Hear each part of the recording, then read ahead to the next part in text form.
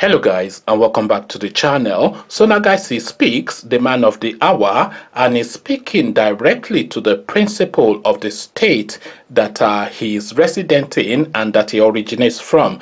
The guy that we're speaking of course, Sunday Igboho, and the person that is speaking to, the governor of a state.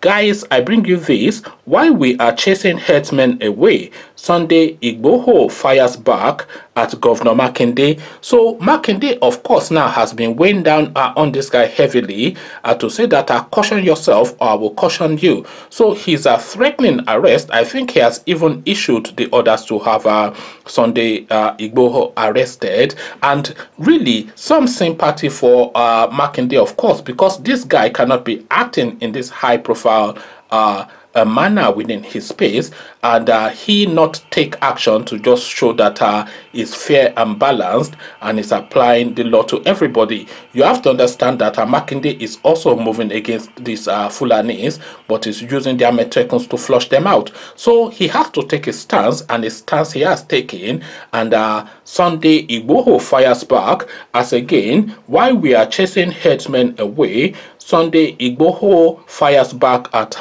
Governor Makinde. So now let's now see what the man of the moment has to say.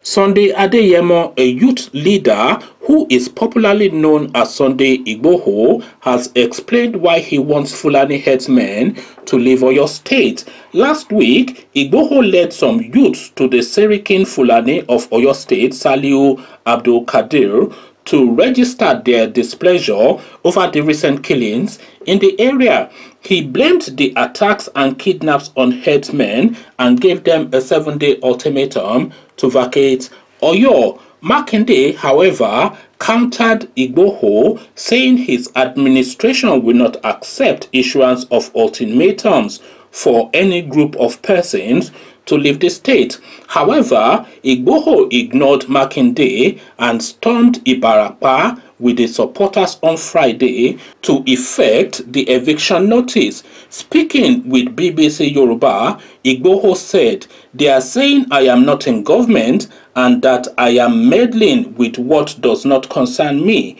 If there is a government and it is not doing what it is supposed to do, the people that voted will rise up." Igboho said, "It is not like I commanded the Fulanis to leave our land or that I suddenly said something arbitrary. For like 2 weeks now, these Fulani people in Ibarapa have been killing our people. Look at Dr. Fatai, who went abroad for many years to work. He made his money, came back to his father's village in Igangan, built farms and employed people to work with him. Fulani people ate the farm for him.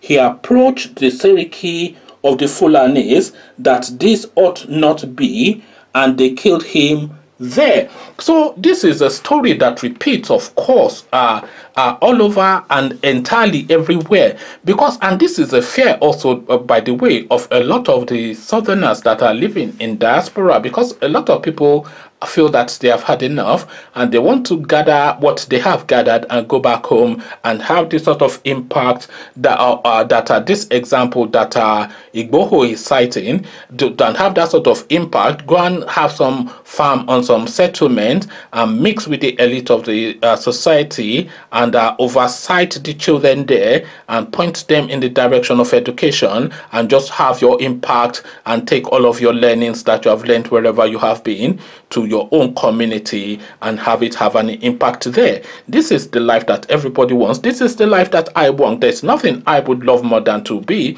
in a farm, some experimental farm in Oyo land, you know, farming maybe so like exotic animals and collaborating with like a local university or UI or something to breed some so like a form of rabbit or pheasants or peacocks, you know, some experimental farming in some little settlements to re-energize, you know. So a lot of people have a lot of these dreams of drinking palm wine in the village and going to speak to the ballet in the evenings so that you can recount your stories from abroad, and it can encourage you to bring development to the community. This is a life that we all dream of, but then of course what is preventing that life is not so much the fundings for it. The funding is one thing, there's never enough funding to actualize one's dream, but what really prevents this dream for a lot of diasporic people from Europe to America to Australia and everywhere else in between, a lot of the southern diasporic people, what prevents that dream of going back to your fatherland, and by your fatherland I don't mean Nigeria, but your actual local government area where your father grew up and his father before him, and your family land is there and all of that kind of stuff.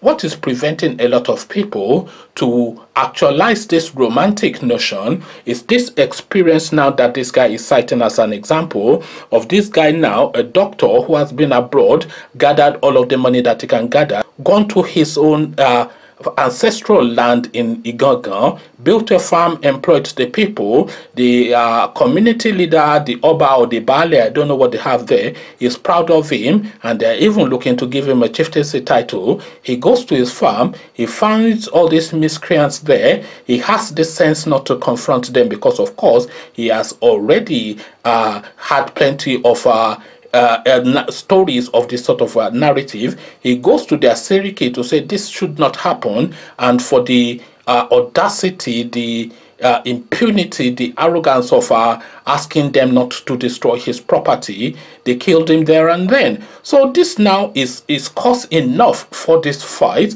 and this story is not singular to this Dr. Fatai that Igboho is citing, but it is a story that pretty much everybody listening to this video now can recount. So thus far and no further is effectively what Igboho is saying now. Enough is enough. Otoge eshegon ewamalo. This is the narrative now. So thank you for coming. And when people are telling you thank you for coming, if you go visit somebody and you've been there for a few hours and they're saying thank you for coming, then you as a sensible person know that that is your cue to leave. So thank you for coming is effectively what Sunday Igboho is saying to the Fulanis, and thank you for coming is the thing that's the entirety of the Yoruba people are saying to the Fulanis. So now come share thoughts about all this with me in the comment section. This guy is adding more flesh, more and giving more reasons for the activities, really reasons for the things that he's doing. So come share thoughts about what this guy is now saying with me in the comment section. But before you come into the comment section to engage, click on the red subscribe button so it turns gray. The bell button notifies you every time I drop a new video. Click on like as well because that helps with the YouTube algorithm. Once you've done all the clickings, this guy is citing the example of this doctor. A lot of us can cite their similar examples, but the upshot of it is that enough is enough. Otoge. So I'll leave you here. Carry this conversation on with you in the comment section, but here I say peace.